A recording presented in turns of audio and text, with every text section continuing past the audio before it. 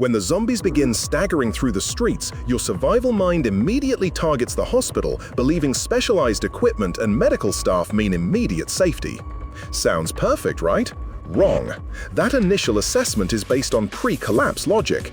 That instinct is a tactical weakness. Today, we are counting down the 5 catastrophic failure modes that turn any major medical center into your final tomb. The hospital is not a fortress. It is a meticulously organized pantry that requires constant maintenance to avoid spoiling. The ground rules are simple, classic slow walkers. And you are an average survivor with limited training. When the power grid fails, the resources you find are all that stand between survival and total systems failure.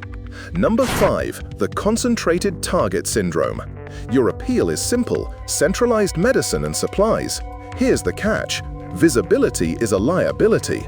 The institutional lighting and the noise from the initial panic create a massive visual and acoustic signature.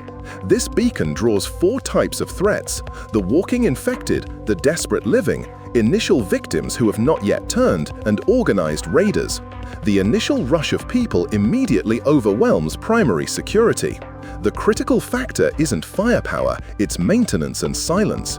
The building itself screams its location for miles. Imagine standing in the dark lobby, hearing the low, grinding drone of the emergency generator advertising your location across the metropolitan area. Short-term, 6 out of 10 for immediate access.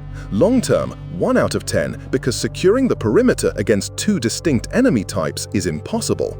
Number 4. Structural Confinement. It feels secure because of the locked doors and thick walls.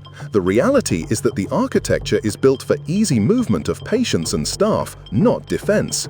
Corridors are straight, wide funnels of attack. When the power grid fails, elevators stall, forcing everyone into stairwells. Stairwells become vertical choke points that channel mass and sound directly upwards. A jammed fire door turns a corridor into a kill tunnel. Your margin isn't ammo, it's silence. Feel the air thicken as the crowd bottlenecks, their collective scraping and groaning amplified by the confined concrete shaft below your position. Short-term, 4 out of 10 due to interior complexity. Long-term, 0 out of 10 because internal movement is lethal once mass is established. Number 3. The Dependency Failure Cascade. Equipment seems like an asset: oxygen, refrigeration, HVAC. This system's complexity without maintenance is just delayed failure. The hospital runs on continuous supply chains, especially diesel for generators and specialized medical gases. These critical systems run dry quickly. When power fails, the water pumps stop, sterilization ceases, and essential medications requiring cold storage spoil. Your biggest asset becomes a massive logistical burden. The smell of antiseptic can't cover the smell of decay.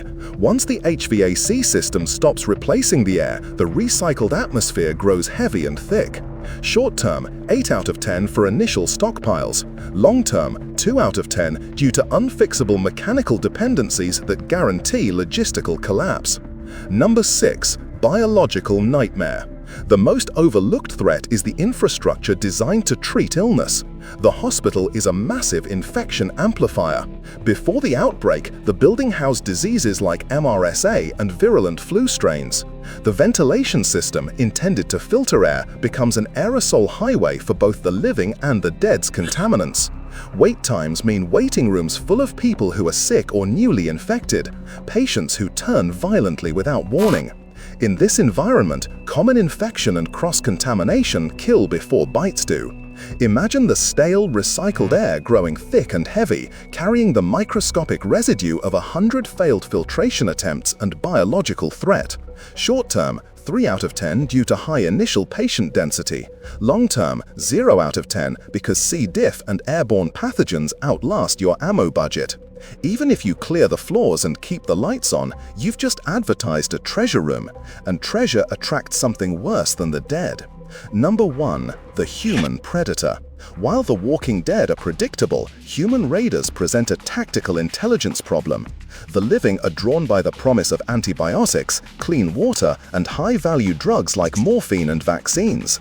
These resources are exponentially more valuable than food or fuel. A dedicated siege by organized survivors is a certainty. They know the floor plans, they know the easiest points of entry, they want the pharmacy. What seals your fate is not the size of the horde, it is the focused, premeditated violence of those who need what you hold. Short term, 7 out of 10 for initial defensive posture. Long term, 0 out of 10 because the resource profile guarantees relentless intelligence opposition. Final verdict: the hospital is a triage point, not a home base. Treat it like a depot, not a home. Get in, grab the essentials, and secure a decentralized perimeter far from high-value targets. Let me know what location you believe is the worst possible death trap.